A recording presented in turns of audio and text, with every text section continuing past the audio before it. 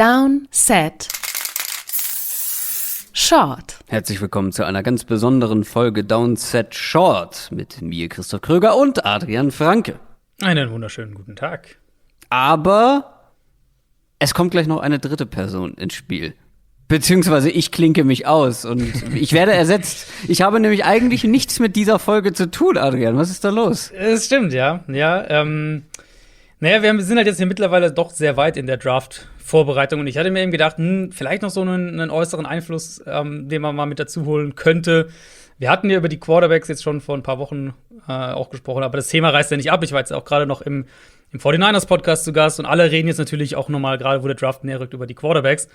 Klar. Und da dachte ich mir, warum nicht einen, der da echt Ahnung von hat, noch mit dazu holen. Und ich hatte letztes Jahr schon mal mit J.T. O'Sullivan ein Interview gemacht. Der ein oder andere wird ihn vielleicht kennen von seinem YouTube-Channel. Das muss man vielleicht kurz mal erklären. Wer ist J.T. Genau. O'Sullivan? Weil ja, den kennen bestimmt einige durch YouTube, dank YouTube, ich auch. Genau. Aber ich glaube, das sind dann, wenn man unsere ganze Hörerschaft anguckt, doch eher noch die wenigsten. Wahrscheinlich. Die wenigeren, ja. Kennen den eher dann, zumindest aus der aktiven Zeit vermutlich weniger. Also der YouTube-Channel erstmal The QB School. Wer ihn nicht kennt, den sollte man sich auf jeden Fall mal anschauen. Da lernt man richtig viel, eigentlich mit jedem Video. War ein langjähriger Quarterback auf NFL-Level, würde ich so sagen. Also er hat auch in der NFL Europe gespielt für ein Jahr und dann eben lange Backup gewesen, teilweise gestartet in San Francisco, so um die 2008, glaube ich, war bei den Niners, also so diese Range in etwa, reden wir 6-Runden-Pick gewesen, 2002. Und finde ich, bringt halt wenn man sich seine Videos anschaut, bringt halt noch mal so einen eigenen Touch mit in diese ganze Quarterback-Analyse, weil er einfach viel gesehen hat und er dann sagen kann, okay, das Play von dem Coach, das kenne ich, weil das kommt aus dieser Offense und so weiter und so fort und kann dann halt sagen, worauf es da ankommt und was die Nuancen sind und so weiter. Und er hat sich natürlich intensiv auch mit den Quarterbacks in diesem Draft auseinandergesetzt, die mittlerweile also wirklich eigentlich noch mehr als wir unsere Folge aufgenommen haben damals, noch kontroverser diskutiert werden, habe ich so den Eindruck. Gerade jetzt natürlich mit dem 49ers Uptrade. Ja, Mac Jones ist jetzt plötzlich ein sicherer Top-10-Pick gefühlt. Ne? Richtig, ja, wirkt auf jeden Fall so. Dazu habe ich ihn natürlich gefragt, wie er den sieht, wie er einen Spieler wie Trey Lance einschätzt, der einfach noch schwer einzuschätzen ist. Und dann natürlich auch generell zu seiner Herangehensweise. Also, worauf achtet er und hat er irgendwie eine Checklist, wenn er sich Quarterbacks anschaut? So all diese Sachen, die so seinen Prozess auch drumherum betreffen. Ganz kurz noch, bevor wir in das Interview starten. Was hast du so für ein Empfinden nach dem Interview gehabt? Ich finde es nämlich immer ganz spannend, dann, wenn man die Leute, die man irgendwie aus der Öffentlichkeit oder jetzt in dem Fall ja auch durch YouTube kennt, dann persönlich kennenlernt und mit denen quatscht, ist jetzt nicht das erste Mal gewesen, aber was für ein Typ ist es? So der entspannteste Typ, den man sich vorstellen kann. Also auf eine sehr, wenn du dir so einen entspannten California-Guy vorstellen würdest, so redet er halt auch und so gechillt ist er dann tatsächlich auch. Also sehr, sehr unkompliziert, sehr, aber sehr klar in seinen Analysen. Das mag ich sehr. Nicht gespielt sozusagen. Und weiß halt einfach extrem gut, von was er redet. Und das ist halt in manchen Sachen für mich auch nochmal ein anderer Input gewesen. Sachen, die ich jetzt vielleicht nicht so auf dem Schirm hatte, auch zu dieser Draftklasse. Und er sieht auch ein, zwei Spieler noch ein bisschen anders als wir, kann ich schon verraten. Spannend. Eine kurze Anekdote möchte ich noch erzählen, weil ich hatte einen schlechten Start mit ihm. Wirklich? Ja. Was heißt Start? Er kennt mich nicht. Ich habe seine Videos geguckt und er hat ein mega gutes Tool, um die Live-Analyse, also er macht sie quasi, während er darüber spricht, macht er auch die Analysen und zeichnet in seine Videos und so weiter. Ja. Und ich wollte wissen, welches Tool er dafür benutzt und habe das dann in die Kommentare geschrieben. Hier, welchen virtuellen Stift benutzt du dafür? Und dann hat er geantwortet, ja, ich sag's an der und der Stelle. Und es scheint ein Running Gag bei ihm zu sein, dass er so oft gefragt wird, dass er das nicht beantwortet. Und dann hat er mich halt verarscht und hat mir irgendeine irrelevante Stelle genannt, wo er sagt, and the pen is called. Und da war ich so sauer. Aber das ist sein Humor, der hat einen ganz trockenen Humor, oder? Total, also, total. Ja, da war ich aber echt kurz angepisst, weil ich dann natürlich nach 5 Minuten Recherche hatte ich es auch raus. So. Da dachte ich so, come on, das hättest du mir auch einfach sagen können. Aber ja, ich kann mir es sehr gut vorstellen, dass er ein sehr entspannter Typ ist. Und seine Videos mag ich auch sehr. Muss ich mir mal wieder mehr zu Gemüte führen, ist halt auch ein bisschen Commitment, weil die sind sehr in-depth und sehr Detail aber verliebt auch. Ja. Gerade wenn ihr jetzt, wo wir jetzt auch natürlich auch eigentlich fast nur drüber gesprochen haben, eben die Quarterback-Klasse, wenn ihr jetzt zum Beispiel sagt, weiß ich nicht, ihr seid Jets-Fan und geht davon aus, naja gut, es könnte natürlich auch eine Überraschung werden, aber wahrscheinlich wird es Zach Wilson sein an 2. Dann hat er halt so Zach Wilson, ich weiß es gar nicht, wie viel es mittlerweile sind, 5 oder 6 Videos, wo er halt wirklich in jedem Video auf ein Spiel mehr oder weniger schaut. Vielleicht auch mal auf 2, ich glaube, aber meistens ist es ein Spiel. Und das ist halt dann schon sehr, sehr cool, weil du dann wirklich oder natürlich Jaguars-Fan ist noch offensichtlicher, dann nimmst du natürlich Trevor Lawrence. Und da kannst du dir wirklich ein extrem gutes Bild von dem Spieler machen, eben mit dem entsprechenden Videomaterial und dem Hintergrundwissen auch einfach, was die Position angeht, dazu. Ja, aber bevor ihr auf seinen Channel geht, abonniert ihr natürlich unseren Channel, falls ihr uns da gerade hört. Aber ich wünsche euch ganz viel Spaß mit dem Interview von Adrian mit J.T. O'Sullivan. I'm very happy to welcome J.T. O'Sullivan today. J.T., how are you doing? How is the draft preparation going? I mean, is it the draft tomorrow? I feel like we've had our run with this, but no, it's exciting. It's a fun time to be not involved, but it's a fun time to enjoy ball and this kind of part of the process. And so exciting stuff. Yeah, I've seen you posting obviously a lot of analysis on your YouTube channel recently, particularly looking at the quarterbacks, top quarterback prospects in the draft. How much time have you spent on those guys at this point? It must be like several days, right? Studying and all that stuff. I mean, it feels like it. Basically, everything that I've watched, I put up there. So it probably is what it is when it comes to that. But honestly, it's one of the things that I most enjoy about this process for me is I think sometimes there's this like veil of secrecy. Like, how are people being evaluated? How can you really, look at this process? And if you're transparent about, hey, this is what we're looking at, this is what I'm looking at, this is what I think is transferable to Sundays and et cetera, I think it makes it a little bit more digestible to people who aren't necessarily in the room or have never been in the league. Yeah, so do you have like some sort of, I don't know, checklist, probably the wrong word, but I'm sure there are certain things you value higher when looking at quarterback, when analyzing quarterbacks. Are there some things that a quarterback, like, I don't know, has to have in your opinion, or stuff that you, when you look at a quarterback you haven't seen before, you're really paying attention to and say, okay, if he has that, then I can start looking at the rest? I mean, yes and no, I guess is the easiest way I can say it is I just look at this almost like, you're already on the team. We're on the team together. It's a quarterback meeting room. Like, how would we talk about this film? Okay. And it's not necessarily of me going through like, hey, if they can't throw the ball straight, I'm not going to look at them. I really rely on other people. Once you get past like the top tier of people, to say, hey, you should check out this player. Hey, you should check out this player, just because I don't watch that much college football during the fall normally in a normal year. So rely on other people to kind of point me in the right direction. And then if I enjoy it and I'm curious about either the offense, the institution, the player, I'll watch more and more of it. This year, Zach Wilson is a perfect example. In the past, I've never watched this much BYU offense, but I enjoy, obviously Zach Wilson's getting a lot of attention. I also enjoy the offense as someone who likes American football. I'm curious about how they do things, how they structure their offense. And so I'm watching more and more of that than I ever have in the past. And that's kind of how it goes. It's just a curiosity thing. But when you're talking about kind of things that I look for that jump off the tape, for me are things that I think are transferable to Sundays. And that usually starts and ends with accuracy, just having the ball control to put it where you want consistently. And then I enjoy like the off-platform throws, the changing the arm angles. Anticipation is another one that pops off. I don't think it's a disqualifier if you don't have it all over your film, but if you do, I think it's a great indicator that you're going to be able to play a long time on Sundays. So, like, those are obviously very, very important factors if you put them together. But do you think that some of it can be rather, I'm not saying easily, but can be taught maybe a little bit easier than the others? Like, for example, I always thought accuracy is something, it's harder to learn. if you already struggled at the college level, it's hard to come in the NFL and get better at it. But obviously, we have seen like Josh Allen get significantly better at it over the last like 2 or 3 years. So, are there aspects of quarterback play, in your opinion, that are harder or easier to work on once you get to the NFL, like where all those guys actually are right now? Well, I think a lot of it has to do with luck. And people don't love hearing that, but it depends on the system that you're in. It depends on what they're asking you to do, who your quarterback coach is, what your coordinator stress is. All those things go into play. I think that you can get better at damn near everything except maybe like taller, you bigger hands, stuff like that.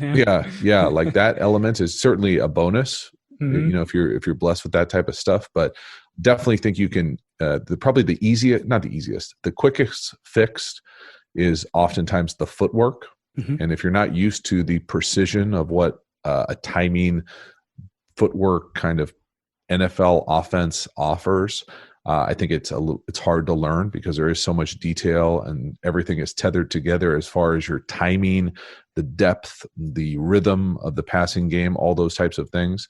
But once you learn it once, you can play in any offense. And it goes from there. Then once you kind of get that base and footwork, I feel like you have the opportunity to become more accurate because you know where the ball is supposed to go, when it's supposed to be there, what the expectations are for the delivery, the kind of throws, all those types of things that improve with experience. But you also need to get that experience, whether you're playing, whether you're developing within the organization. All those things kind of go hand in hand. So I think that they're all things that can be improved upon. I think that you're touched on the right element there as far as the accuracy. A lot of coaches I've been around think if you're not accurate in college, there's no way you're going to be accurate in the league. I think that has a little bit of a dated perspective just because some numbers at lower levels of football, in my opinion, are inflated because of, the bubble screen, kind of the jet sweep completions, different ways to manufacture completions. But if you look at throws at beyond the line of scrimmage and can get a gauge on what a real completion percentage is, I've seen guys make better decisions would turn into better completions, but at some point you are what you are as far as your ball control and what you're able to do consistently driving the ball. I think you can get better and get more consistent, but if you can't hit the broadside of a barn in college, you're probably not going to play a lot on Sundays. Do you think that's easier to learn while like training and being in practice field and stuff like that? Especially those kind of things, obviously, like learning the game and stuff, you have to do that also in the trainer's room. But the whole thing of getting more accurate, fixing your footwork, all that stuff, do you think you can learn that quicker by playing or by studying once you are at the NFL level? I think the majority of those things are off-season projects. Okay. If you're trying to do that, in training camp or during the season, you don't have a chance. You definitely don't have a chance to maximize the kind of outcome. I think that those are off-season projects. I know personally for me, I used to take one or two things, usually just one thing every off-season, and really try to incorporate that into my game, whether it was footwork, whether it was off-platform throws, whether it was throws outside the numbers, something that I wanted to make a significant improvement in. And I think a lot of players do this where they take a handful of things and focus on it. And for me, whether it's footwork, whether it's the back of the drop, whether it's by throwing platform, trying to incorporate that so that, at the end of 10 years, all of a sudden you look back and you're like, wow, I made significant strides. I got, much better at this. Yeah. Well, you put in a decade. And so that's why I think sometimes it feels a little bit stunted or rushed, or guys aren't making the progress that they want because they've only been at it for, a pro for 18 months or something like that. So it's about compounding that improvement to give yourself the best opportunity to maximize that career. I think that's a perfect transition actually to one of the prospects in this year's draft. That's Trey Lance, who maybe you disagree, but it's kind of the obvious name to discuss when talking about like being kind of raw, still having to work on mechanics and stuff like that. Doesn't have a lot of experience, obviously, at the college level. Hasn't played last year. How do you see him, and how raw is he actually, in your opinion? I don't think he's that raw. I would push back to that. I would say, unfortunately, again, and this is where luck comes into so much of this stuff, hasn't gotten an opportunity to play recently. I think he's played as much as Mac Jones has played. Mac Jones played recently. And so it is harder to, just kind of be able to hold it present in your mind. I think when you think, guys, it hasn't played in forever, didn't play, showcase game, different level of competition. He's also, I think, younger than the vast majority of those guys. I think he's a really exciting prospect. Mm-hmm. The other part about what I do specifically is my quote unquote analysis or takes on these guys is based off just film. Like all these teams and organizations are having conversations with these guys. They know the development that has happened from, fall of 2019 to now and what that projects in their organization, where we're still all looking at the same old film. So there's been a significant growth. And when you're a younger guy, that growth is even bigger. And so for me, I'm a big fan of Trey Lance. I think he's got some pretty special talent as far as being able to throw the ball, being an athlete, being dynamic at that level. I love that program that he comes from. The Bison are great. And, it's one of those things too, where similar to almost like the Ohio State thing for former quarterbacks recently, where now, everybody kind of thinks, Carson Wentz, didn't really work out. And so it's hard to separate the prospect from the institution over here. And so, just being able to project what he looks like, if you were just looking at the projections over the next year, I think many teams would be really excited about the opportunity that Trey Lance would bring to their organization. And probably right from talking about just talking about the tools, and he's developed in some areas already, but just talking about the tools, you could probably argue that Trey Lance has maybe the highest ceiling in this class. I mean, you don't want it to get too hot takey, but obviously you could argue that, right? Because he has like the arm, he has the athleticism, he can run kind of like a Cam Newton type of runner. He does have a significant ceiling, which NFL teams have to basically project, right? If they want to pick him top 5, top 8, whatever. Yeah, I mean, I think you could make that argument. I don't know if I would agree with the argument. I think you could more easily make the argument that he's got the biggest room for growth, and that growth would be on. And so that part of it, I think, would be as exciting as anything else with the prospect wise, because you're right. He does show so many traits that I think a lot of teams would love for that position to have, what that position has evolved into recently.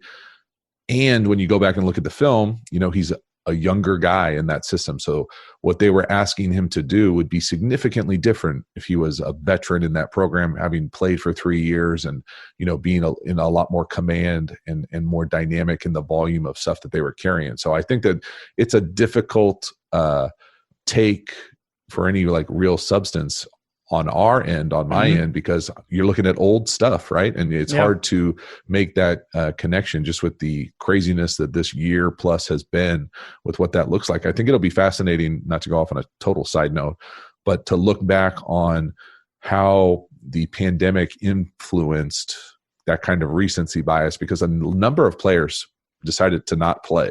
And so what teams do, does one team make a run on guys who sat out, who didn't play, that are maybe undervalued because of recency bias? Or, some teams stay away from guys who didn't play because they think they're all about, selfish guys, didn't care about the team. So there'll be kind of a unique take on what that plays out, and be fun to go back in like a half decade and see how all these picks sort themselves out. Yeah, definitely. You already touched on another topic here that I just wanted to ask when talking about Trey Lance, but you could also kind of project it to other prospects in this class. You touched on the aspect of being able to create, to throw off platform, all that stuff. Where do you come on the question, like, do you think a quarterback has to be able to do that in today's NFL? It is where the league is going. When you look like who are the top quarterbacks, obviously there's Tom Brady, but I mean, you probably won't find Tom Brady again. But the other quarterbacks are able to do more stuff outside the structure and outside the pocket, basically. Yeah, I mean, do you have to do it? No, but are there Tom Brady's, Drew Brees's, Phillip Rivers, Eli Manning's? Those types of guys are just more and more rare. Doesn't mean that they'll never. I think Mac Jones has the potential to kind of fall into that space a little bit. But I think if you were going to ask many people across the landscape of the league, which would they prefer if they could have a young quarterback, I think all of them, the vast majority of people would say want somebody who has the ability to create. Now, that's always a double edge, because, sometimes you can, manufacture things or not just learn to play the play that's available. And so it's about finding that sweet spot that it seems like many guys have, but it sure is nice to have that kind of club in your bag when you can realize, hey, it's not perfect. I can go create. I can go get a first down with my legs. I can do so many things that help a young quarterback be able to kind of learn on the run. That using that athleticism, whether it's throwing off platform, whether it's getting outside the pocket, creating, throwing down the field, scramble drill, using your legs, design runs in the red zone. All those things just make you more dynamic and tough to handle. And there's probably something to the idea of kind of getting a quarterback used to the NFL, because when he has the potential to run and can create a little bit and can get himself out of bad situations, which obviously a rookie quarterback will get himself into more bad situations than a veteran usually, but that's probably also a factor, right? Because the quarterbacks who can create, who can run, they have more possibilities to get out of a situation, whereas a pocket passer doesn't, and he has to be so much quicker in really adapting to NFL speed, NFL defenses, all that stuff. Yes, and I would add, the type of defenses that you see when you're more of a dual threat or perceived as a dual threat quarterback usually are a little bit cleaner. You're not going to see quite as exotic of coverages, maybe on third down, those types of things where people are going to spy you. They're not going to blitz or rush quite as much because they're terrified you're going to break contain and go get a big chunk yourself. And so it just changes the game. It really does. And I think that's why they're so valued. That's why you see, you look across the draft this year and you've got some really unbelievable talent at the top of the draft, and they're all athletic guys that can kind of create on their own when they get the opportunity to. Yeah, and the kind of the outlier, if you will, then is Mac Jones, right? And you already mentioned him. How do you see him? And is he a quarterback in today's NFL that you as a GM would be comfortable taking, I don't know, top 10, top 12? Is it like, are you that optimistic about him developing into a really franchise pocket passer? Because he obviously doesn't have the mobility that the other four guys have. Yeah, I mean, I don't think that there's any reason for me to think that he couldn't develop into that. I think that your question, meaning, would I be comfortable enough taking him that early in the draft? The answer is probably no. I probably wouldn't, especially with what I perceive as the surrounding guys around him available. If you had a significant need at that position, I feel like you could go other routes that give you a little bit fuller picture of options to be able to take advantage of what that position is currently doing across the landscape of the league. Now, that doesn't mean that he won't be able to have an unbelievable career in the league in the right situation. So much of this is luck and hard to, quantify without knowing the entire system. You look across, Justin Herbert's a great example this year. Guy played unbelievably well, better than anybody probably could have projected. And, he probably doesn't play if Taylor doesn't take a punctured lung, early in the season. And so again, all these things, all you can do is project where you think that they best fit. And I think Mac Jones has shown that he's got the ability to play at a very high level, obviously small sample size, but yeah, he wasn't able to beat out Jalen Hurts and Tua. Well, yeah, so was it, damn near everybody else. And so when he got his opportunity, he made a great run and played really well. It was fun to watch Alabama this year. I thought they were better in some regards and different on offense. And I think he can definitely translates to Sundays. It's just not what some of the other skill sets are of some of those other guys projected that early in the draft for me. You need like perfect situation more for him than for the other guys. Would you agree with that? Like you probably need a better offensive line, probably need a little bit better weapons so that you can really, I don't know, win playoff games or whatever you want to like put as a goal. Ultimately, with Mac Jones compared to the other four, to be a little bit broader in the picture. Yeah, I mean, I don't know if I could go out and say that you need to have better people around him. I think it would just be a different offense. It would be different. They would be asked to do so many different things. And so it would be a little bit more, old school-y, a little more like a decade ago in the league. Now, it's certainly possible. You look across the landscape of the league, and there are guys who have done it for a really long time as distributors. That's all, I'm a huge fan of Phillip Rivers. I love how he played the position. He was not doing anything outside the pocket. Yeah. And so, can it? Sure. I think the league also kind of goes in cycles. And right now it feels like the cycle is heavy tilted towards that creative, opportunity for the quarterback position, but it doesn't mean that it won't rotate back to a guy who can distribute the ball, be consistent, be the great decision maker, for lack of a better term, like the game manager. But, I'm not sure if that will ever fully happen, but it certainly could. And he certainly falls more on that side of it for me than a guy who's going to, run the zone read. Yeah. So, I mean, maybe he's the guy that who the Niners wanted. Pick number 3. We don't know. But if you were, let's start one pick ahead. If you were the Jets, Trevor Lawrence goes first overall to the Jaguars. Who is your pick at 2, and why do you like him? Who's the quarterback you want after Trevor Lawrence if he's the first pick? It would be hard for me to pass on Justin Fields at that point. I know. Basically, I kind of feel the same way that I think the 49ers feel, without ever saying it, just from their actions that they've made at this point. To me, they basically said, we're good with any of the top 3. So we like all those 3 guys. It doesn't matter, they don't get to control who the Jets pick. So they're basically saying the top 3 are good with us. And I'm kind of the same way. I don't think that Trevor Lawrence is probably quite as good as everybody seems to want to anoint him.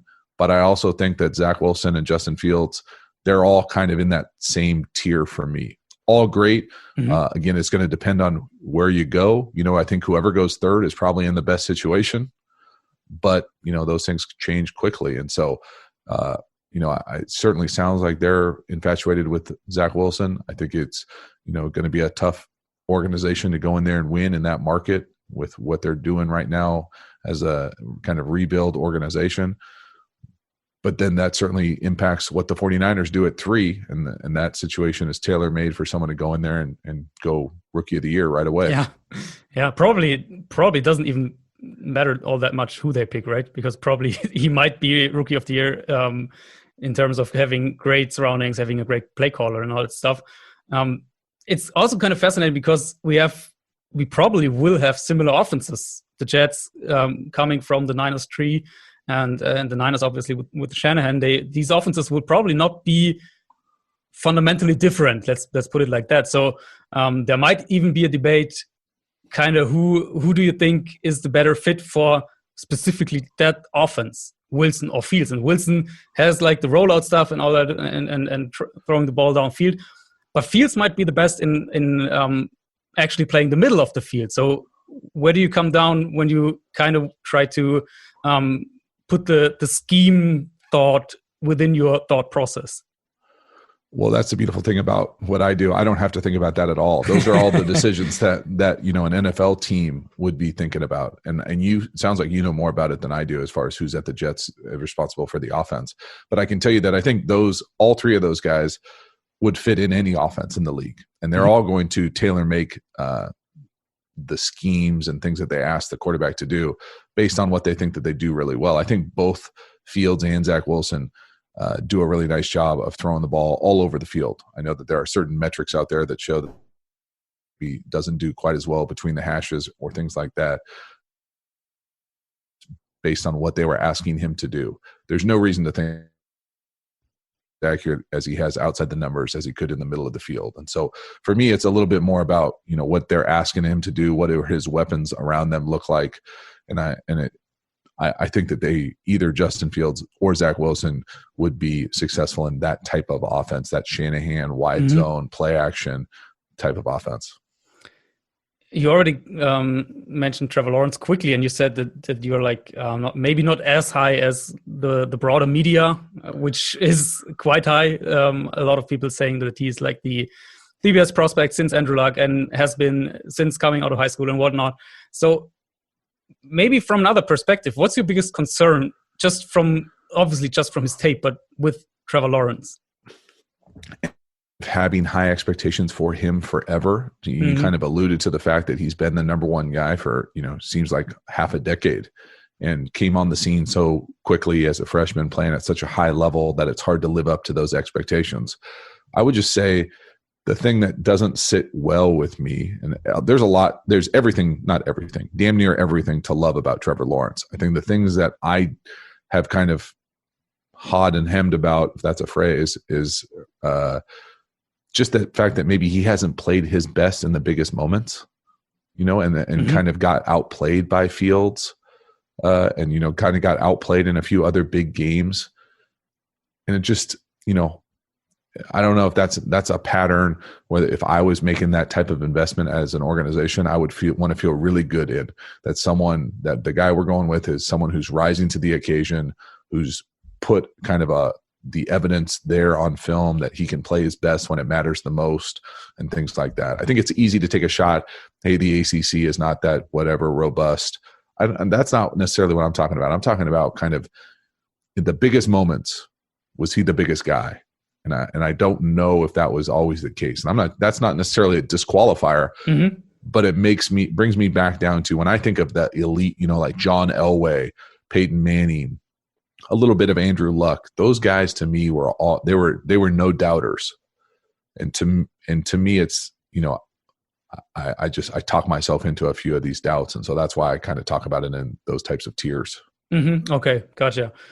Maybe just one last question. Do you have a quarterback after those we talked about, like the big four, big five, however you want to rank them, but do you have a quarterback in this, let's say day 2 category, Trask, Kellen Mond, whoever, Jamie Newman for some people? Is there one that you like, or is it for you have like the first round guys and then there's this huge drop off and maybe you get one to develop, but that's basically it?